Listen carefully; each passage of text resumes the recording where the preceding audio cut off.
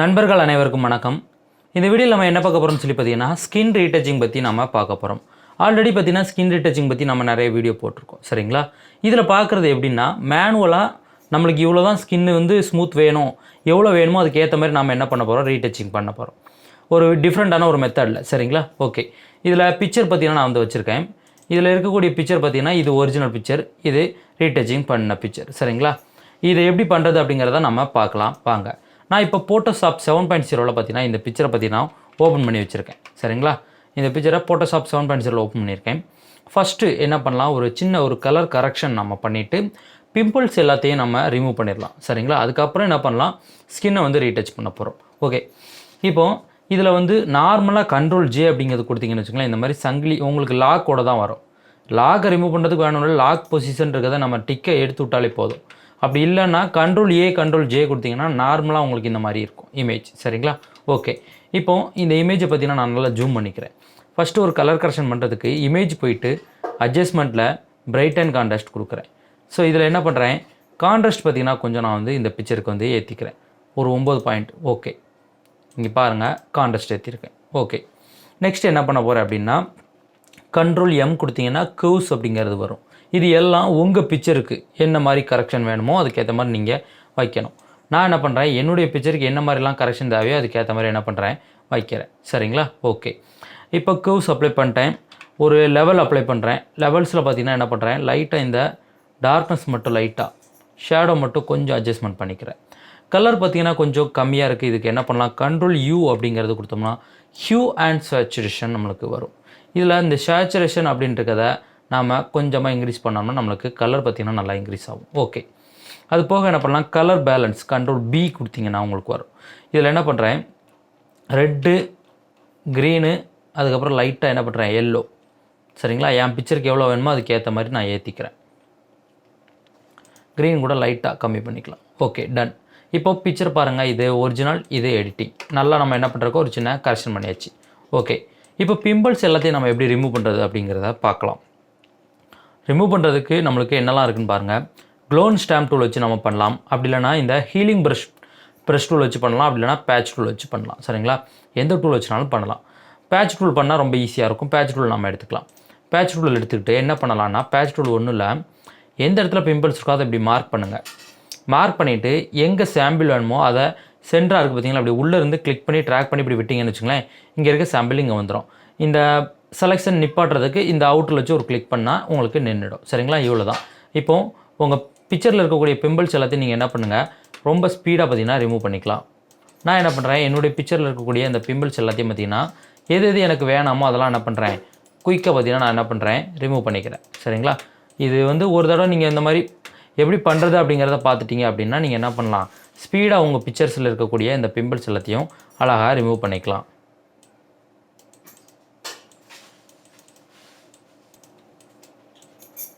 So இப்போ இந்த பக்கம் இருக்கக்கூடிய பிம்பிள்ஸ் என்ன பண்ணுறேன், ரிமூவ் பண்ணிக்கிறேன். ஸோ இப்போ பார்த்தீங்கன்னா எனக்கு என்னென்ன தேவையோ அது எல்லாத்தையும் நான் என்ன பண்ணிட்டேன், ரிமூவ் பண்ணிட்டேன். இப்போ உங்களுக்கு பார்த்தீங்கன்னா ஒரிஜினல் எடிட்டிங் காட்டுறேன் பாருங்கள். இது ஒரிஜினல், இது எடிட்டிங். நம்ம பிம்பிள்ஸ் எல்லாத்தையும் பார்த்தீங்கன்னா ரிமூவ் பண்ணியிருக்கோம். ரொம்ப சின்னதாக இருக்க ஒரு விஷயம் தான் சரிங்களா. அதை ரிமூவ் பண்ணதுக்கப்புறம் பிக்சர் பார்க்கும்போது ரொம்பவே நல்லாயிருக்கும். ஓகே, இப்போ எப்படி நம்ம ரீடச் பண்ணுறது அப்படிங்கிறத பாருங்கள். Ctrl+J 2 டூப்ளிகேட் லேயர் நான் எடுத்துக்கிறேன். இந்த லேயருக்கு நேம் பார்த்திங்கன்னா டெக்ஸ்சர் அப்படின்னு வச்சுக்கிறேன். இந்த லேயருக்கு என்ன பண்ணுறேன், ஸ்கின் அப்படின்னு சொல்லி நான் நேம் கொடுத்துக்கிறேன். ஃபஸ்ட்டு இந்த லேயரை மறைச்சி விட்டுறலாம் சரிங்களா. இந்த ஒரு லேயர் மட்டும் நம்ம எனேபிள் பண்ணியிருக்கோம், இந்த ஒரு லேயரை மறைச்சிட்டோம். இப்போ இந்த லேயருக்கு என்ன பண்ண போகிறேன் அப்படின்னா, ஃபில்டர் போயிட்டு இதில் நாய்ஸ் அப்படின்னு இருக்கும், இதில் டஸ்ட் அப்படின்னு இருக்குது பார்த்தீங்களா, இந்த 3வது ஆப்ஷன் இதை கிளிக் பண்ணுறேன்.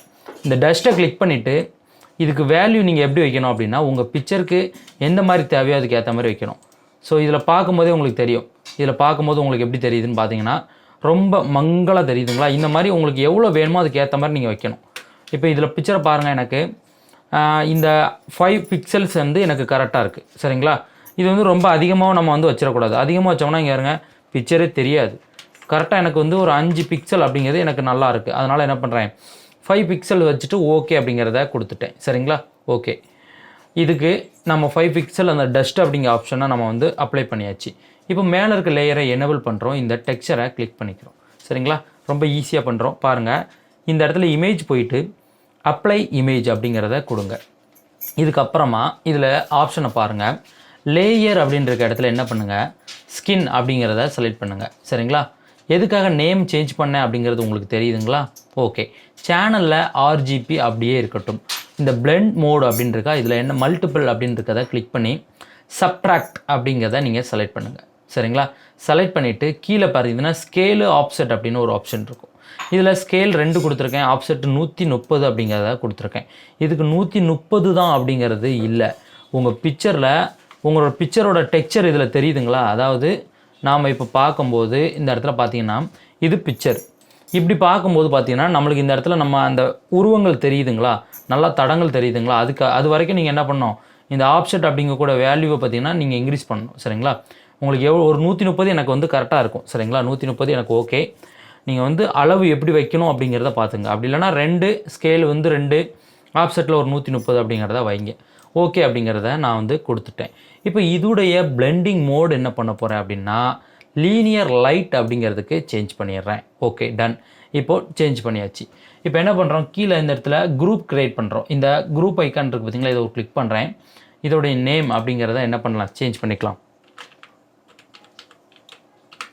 ரீடச் அப்படிங்கிறத நான் வந்து நேம் வச்சுக்கிறேன். ரீடச்னு நேம் வச்சுக்கிறேன். இப்போது இந்த டெக்ஸ்சரை அப்படியே மூவ் பண்ணி அந்த ரீடச் உள்ளே போட்டேன். அதேமாதிரி இந்த ஸ்கின்னையும் மூவ் பண்ணி இந்த ரீடச்சில் போட்டேன். சரிங்களா?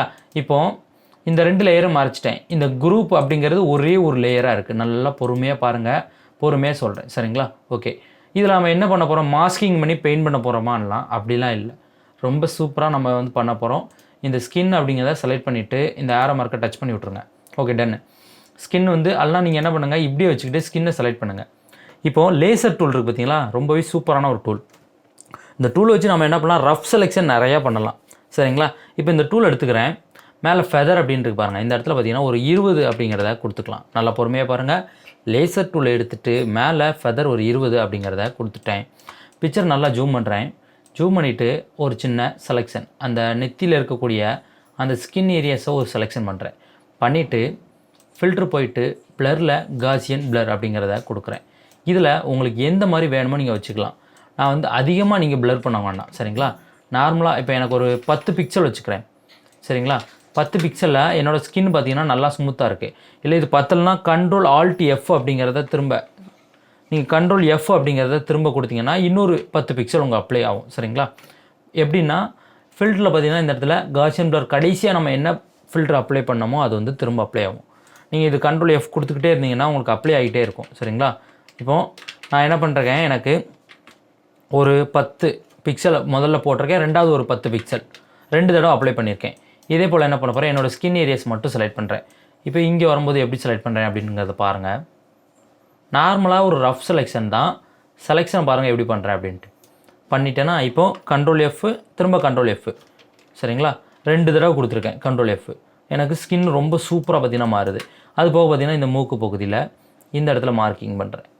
அதுக்காக பார்த்தீங்கன்னா நீங்கள் மார்க்கிங் அப்படிங்கிறனால இந்த மாதிரிலாம் பண்ணிடக்கூடாது. இப்போ பாருங்களேன், இந்த மாதிரி மார்க்கிங் பண்ணிடக்கூடாது. இப்போ பாருங்கள், இந்த மாதிரி கொடுத்தோம்னா நம்மளுக்கு சொதப்பிடும்.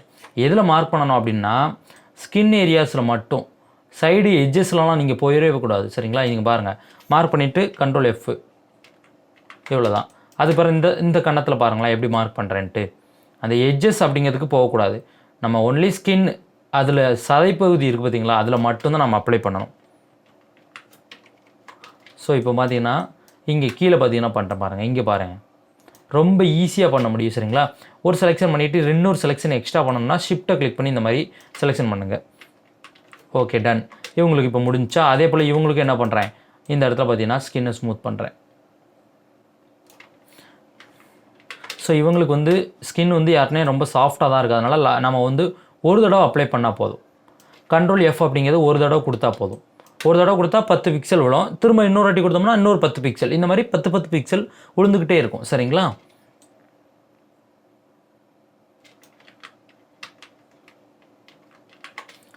ரொம்ப ஈஸியாக பார்த்தீங்கன்னா நான் போடுறேன் பாருங்களேன்.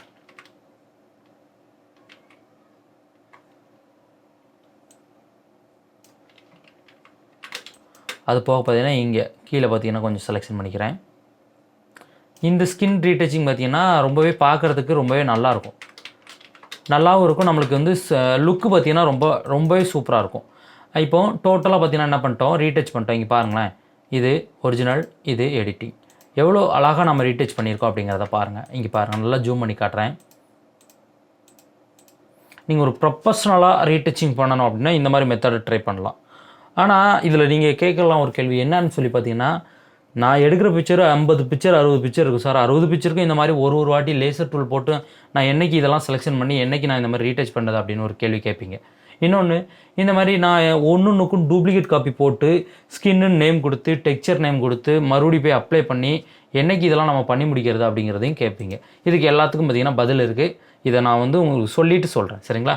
இப்போ இதோட ஒரு வேளை உங்களுக்கு வந்து இந்த ஸ்மூத்னஸ் வந்து அதிகமாக இருக்குது, நான் கம்மி பண்ணணும் அப்படின்னா என்ன பண்ணலாம்னா, இந்த குரூப் பண்ணி வச்சுருக்கோம் பார்த்தீங்களா, இதில் இந்த ஒப்பாசிட்டியை நீங்கள் என்ன பண்ணலாம், கம்மி பண்ணிக்கலாம். நீங்கள் வந்து ஃபுல்லாக டவுன் பண்ணிங்கன்னு வச்சுங்களேன், உங்களுக்கு நார்மலான பிக்சர் இருக்கும்.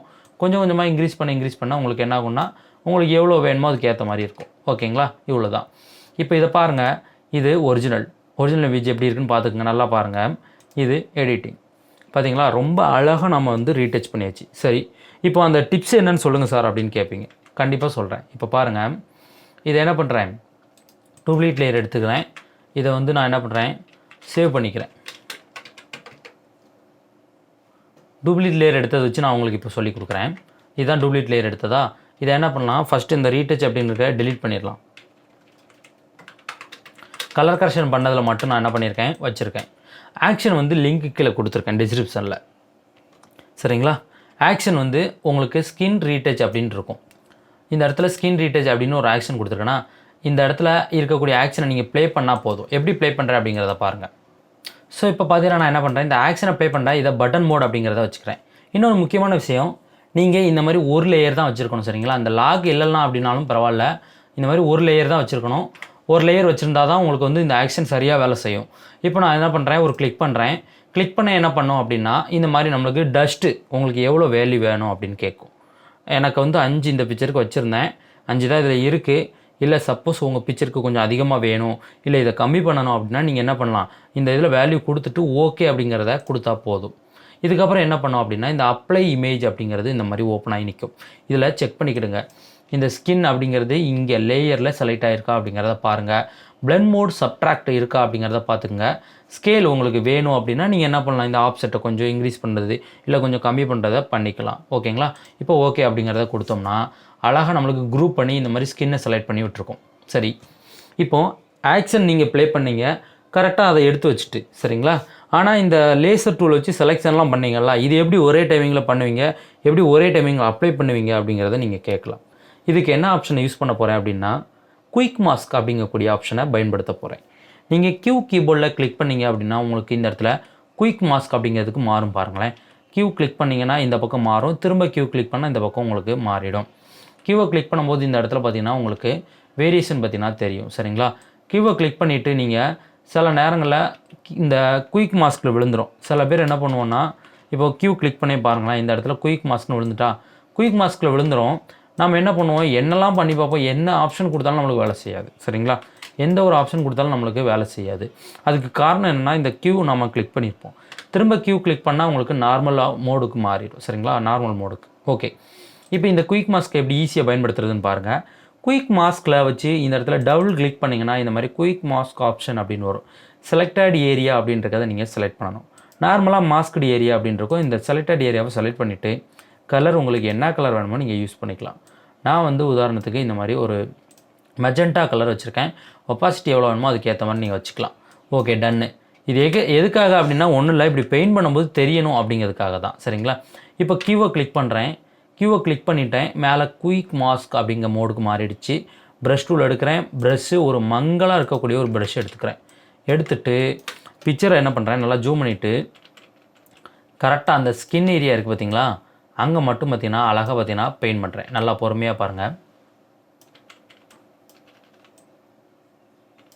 ஆனால் பெயிண்டிங் எதில் பண்ணணும், இந்த மாதிரி இந்த எட்ஜஸ் இருக்குது பார்த்தீங்களா, இந்த எட்ஜஸ்லலாம் பண்ணக்கூடாது.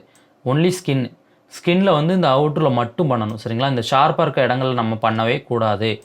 ஒருவேளை தப்பாக அப்படி பண்ணிட்டீங்க அப்படின்னா என்ன பண்ணலான்னா, கண்ட்ரோல் Z கொடுக்கலாம். அப்படி இல்லைனா X கீபோர்டில் கிளிக் பண்ணுங்கள்.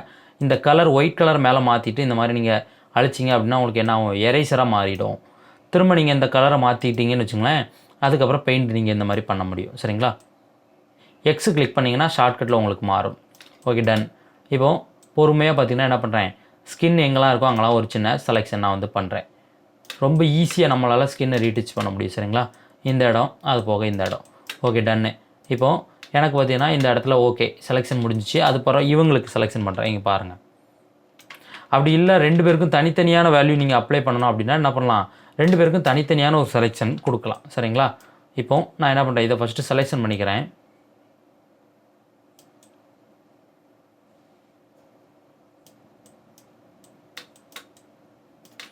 டன்னு. இப்போ பார்த்தீங்கன்னா இந்த இடத்துல பார்த்தீங்கன்னா இவங்க கழுத்து பகுதியை கொஞ்சம் செலக்ட் பண்ணிக்கிறேன். இவருக்கு இந்த இடத்துல ஓகே. இப்போது எனக்கு பார்த்தீங்கன்னா செலெக்ஷன் முடிஞ்சிச்சு. சரி, இப்போ எப்படி செலெக்ஷன் கொண்டு வரது அப்படின்னா, கியூவை திரும்ப கிளிக் பண்ணோம் அப்படின்னு வச்சுக்கோங்களேன், இந்த மாதிரி நம்மளுக்கு மார்க் ஆகிடும். இன்னொன்று, இதில் ஃபெதர் கொடுக்க தேவையில்லை. என்னென்னா மங்கலாக இருக்கக்கூடிய ப்ரஷ் எடுத்தோம்னா அது நல்லா நம்மளுக்கு ஃபெதர் கொடுத்த மாதிரிக்கு தான் இருக்கும். சரிங்களா? ஒன்று இப்போ என்ன பண்ணலாம், ஃபில்ட்ரு போயிட்டு ப்ளரில் காசியன் ப்ளர் அப்படிங்கிறத நம்ம அப்ளை பண்ணால் போதும். 10 பிக்சல் வச்சு அப்ளை பண்ணிட்டேன். இப்போ இது அழகாக பார்த்திங்கன்னா நம்ம வந்து அப்ளை ஆகிடுச்சு. கண்ட்ரோல் ஹைச் அப்படிங்கிறத கொடுத்தோம் அப்படின்னு வச்சுங்களேன் தெரியும். இங்கே பாருங்களேன், இது ஒரிஜினல், இது எடிட்டிங். எவ்வளோ குயிக்காக ரொம்ப ஈஸியாக நம்ம வந்து ஒரு ரீடச்சிங் பண்ணிட்டோம் அப்படிங்கிறத பார்த்தீங்களா? இவ்வளோ தான். சரிங்களா? ஆக்ஷன் உங்களுக்கு கீழே லிங்க் கொடுத்துருக்கேன். நீங்கள் டவுன்லோட் பண்ணி நீங்கள் தாராளமாக இதை பயன்படுத்திக்கலாம். சரிங்களா? சூப்பரான ஒரு மெத்தடு. உங்கள் பிக்சரை ரொம்ப பர்ஃபெக்டாக ஒரு நல்ல ரீடச்சிங் நீங்கள் பண்ணணும் அப்படின்னா இந்த மெத்தடை நீங்கள் பயன்படுத்தலாம். கொஞ்சம் பார்த்தீங்கன்னா முதல் 2 தடவை குழம்பத்தான் செய்யும். ஃபஸ்ட் டைம் இப்போ எடுக்கிறீங்கன்னா எடுத்தோடனே ஆக்ஷன் அப்ளை பண்ணி நீங்கள் வந்து இந்த மாதிரி பண்ணுவீங்க. எதுக்காக ஃபஸ்ட்டே ஆக்ஷனை பண்ணாமல் நான் சொல்லி கொடுத்தேன் அப்படின்னா, இந்த ஆக்ஷனில் என்ன நடக்குது அப்படிங்கிறத நீங்கள் தெரிஞ்சுக்கணும். ஸ்கின் அப்படின்னு நம்ம ஒரு நேம் கொடுத்துருக்கோம், டெக்ஸ்சர்னு ஒரு நேம் கொடுத்துருக்கோம். சரி, இது எப்படி பண்ணுறாங்க அப்படிங்கிறது உங்களுக்கு தெரியணும். எப்படி பண்ணுறோம் அப்படிங்கிறது தெரியணும். அதை தெரிஞ்சால் மட்டும்தான் நம்மளால் பார்த்தீங்கன்னா இதில் அந்த ஆக்ஷன் அப்ளை பண்ணிவிட்டு இந்த மாதிரி நம்ம பண்ண முடியும். சரிங்களா? எதையுமே கொஞ்சம் புரிஞ்சு பண்ணுறது ரொம்ப நல்லது. கண்ணை மூடிட்டு பண்ணதை விட நம்ம வந்து இந்த மாதிரி ஸ்கின்னை ரீடச் பண்ணலாம், இந்த மாதிரி ஆப்ஷன் கொடுத்தா இப்படி பண்ணலாமோ அப்படிங்கிறத தெரிஞ்சு பண்ணனா என்றைக்குமே நம்ம மைண்டில் நிற்கும். எப்போதுமே உங்களுக்கு யூஸ்ஃபுல்லாக இருக்கும். சரிங்களா? நீங்கள் ஒரு ஸ்டுடியோவுக்கு வேலைக்கு போகிறீங்கன்னா கூட ரீடச் பண்ணுறதுக்கு இது ரொம்ப பெஸ்ட்டு மெத்தடு. சரிங்களா? ஆல்பம் எடிட்டிங்கில் இந்த ரீடச்சிங் பண்ணலாம். ரொம்ப ரொம்ப சூப்பராக இருக்கும். சரிங்களா? ஸ்கின் ஃபைனர் இருக்குது. ஸ்கின் ஃபைனர் பற்றி நம்ம சொல்லியிருக்கோம். ஸ்கின் ஃபைனர் இருக்குது, ஆனால் அது வந்து அதுவாக தான் பண்ணி கொடுக்கும். இது பார்த்திங்கன்னா நாம் பண்ணுறது பெட்டராக நாம் வந்து எனக்கு இந்த ஸ்கின்னு இவ்வளோ தான் வேணும், இவ்வளோ ஃபிக்சலில் எனக்கு ஸ்மூத்னஸ் இருந்தால் போதும் அப்படிங்கிறத நாமளே ஃபிக்ஸடாக இதில் வந்து கொடுக்கலாம். சரிங்களா? நீங்கள் ட்ரை பண்ணி பாருங்கள், கண்டிப்பாக நடக்கும். இன்னொரு கேள்வி கேட்பீங்க, நீங்கள் 7.0 ஆக்ஷன் கொடுத்துட்டீங்க சார், CS3யில் எப்படி யூஸ் பண்ணுறது அப்படிங்கிறத கேட்பீங்க. சரிங்களா? இப்போ என்ன பண்ணுறேன், CS3 நான் ஓப்பன் பண்ணுறேன். CS3 மட்டும் இல்லை, CS6, CC எல்லாத்துக்குமே எடுக்கும். சரிங்களா? நம்ம சப்ஸ்கிரைபரில் ஒரு சில பேர் குழம்புறது என்னென்னா, சார் நான் ஃபோட்டோஷாப் 7 வச்சுருந்தேன், இப்போ எனக்கு வந்து 7 இல்லை CS3 தான் இருக்குது, எப்படி பயன்படுத்தணும் தெரியலைன்னு சொல்கிறாங்க. ஏன்னா நீங்கள் பார்க்குற விஷயங்கள் கொஞ்சம் மாறும். இதில் வந்துட்டிங்கன்னா கொஞ்சம் டூல் அதிகமாக இருக்கும். 7.0 எடுத்துக்கிட்டிங்கன்னா கொஞ்சம் கம்மியாக இருக்கும். இவ்வளோ தான். ஏதாட்டும் ஒரு சில விஷயம் மட்டும்தான் மாறுமே தவிர மிச்சப்படி நீங்கள் பார்க்குற எல்லா விஷயங்களும் ஒன்று தான். சரிங்களா? இப்போ என்ன பண்ணுறேன், திரும்ப அதே பிக்சரை என்ன பண்ணுறேன், உள்ளே ஓப்பன் பண்ணுறேன். ஆக்ஷனை மட்டும் ப்ளே பண்ணி காட்டுறேன். இந்த ஆக்ஷன் என்ன பண்ணுறேன், கிளியர் ஆல் ஆக்ஷன் கொடுத்து நான் வந்து கிளியர் பண்ணிடுறேன் எல்லாத்தையும். திரும்ப என்ன பண்ணுறேன், இப்போ லோட் பண்ணுறேன் ஆக்ஷனை. லோடு டெஸ்க்டாப்பில் வச்சுருக்கேன், ஆக்ஷனை லோட் பண்ணி விட்டுறேன். இப்போ ஒரு கிளிக் பண்ணுறேன். எனக்கு என்ன பண்ணும் அப்படிங்கிறத பாருங்கள். அழகாக எனக்கு எடுத்து கொடுத்துரும். இங்கே பாருங்கள், இவ்வளோ தான். நான் என்ன பண்ணணுன்னா திரும்ப அந்த செலெக்ஷன் இருக்குது பார்த்தீங்களா, இந்த செலெக்ஷன் இந்த மாதிரி போட்டுட்டு நான் வந்து ஃபில்ட்ரு போயிட்டு இதில் ப்ளர் கொடுக்கணும். ப்ளரில் காசியன் ப்ளர் வந்து நான் அப்ளை பண்ணணும். அவ்வளோதான். இந்த மாதிரி தான் நான் வந்து அப்ளை பண்ணணும். இவ்வளோ தான். சரிங்களா? இப்போ இதில் இன்னொரு விஷயம் சொல்லிடலாம். என்னென்னா, நாம் என்ன பண்ணுவோம்னா இந்த டூப்ளிகேட் லேயர் நிறையா போட்டு வச்சுட்டு பண்ணுவோம். சரிங்களா? இப்போது கண்ட்ரோல் ஜே கொடுத்து ஒரு 2 லேயர் நான் வந்து போட்டு வச்சுருக்கேன். கண்ட்ரோல் ஜே கொடுத்து 2 லேயர் நான் வந்து போட்டு வச்சுருக்கேன். இப்போ ப்ளே பண்ணுறேன் பாருங்கள். நம்மளுக்கு நிறைய லேயர் இருக்குங்களா, எந்த லேயரை என்ன பண்ணணும் அப்படிங்கிறது நம்மளுக்கு தெரியுதா தெரியலையான்னு பாருங்கள். கண்டிப்பாக தெரியாது. அதுக்காக தான் சொல்கிறேன், எந்த ஒரு லேயருமே நீங்கள் வைக்காதீங்க. நார்மலாக உங்கள் பிக்சரை ஓப்பன் பண்ணி வச்சுருக்கீங்களா, கரெக்ஷன் பண்ணுங்கள். கரெக்ஷன் பண்ணிவிட்டு சிங்கிள் லேயராக வச்சுக்கோங்க. சரிங்களா? வச்சுட்டு அழகாக இந்த ஆக்ஷனை ப்ளே பண்ணி விட்டிங்கன்னு வச்சுங்களேன், உங்களுக்கு என்ன ஆகும்னா இந்த மாதிரி ஸ்கின் ரீடச்சுக்கு அழகாக வந்துடும். இங்கே பார்த்தீங்களா, இவ்வளோ தான். இதுக்கப்புறம் நீங்கள் என்ன பண்ணணும், செலெக்ஷன் பண்ணுங்கள். அப்படி இல்லைனா குயிக் மாஸ்க்கை பயன்படுத்தி ஸ்கின்னை ரீடச் பண்ணுங்கள். சரிங்களா? ஓகே ஃப்ரெண்ட்ஸ், கண்டிப்பாக ட்ரை பண்ணுங்கள். எல்லாருக்கும் பார்த்தீங்கன்னா பயனுள்ளதாக இருக்கும்.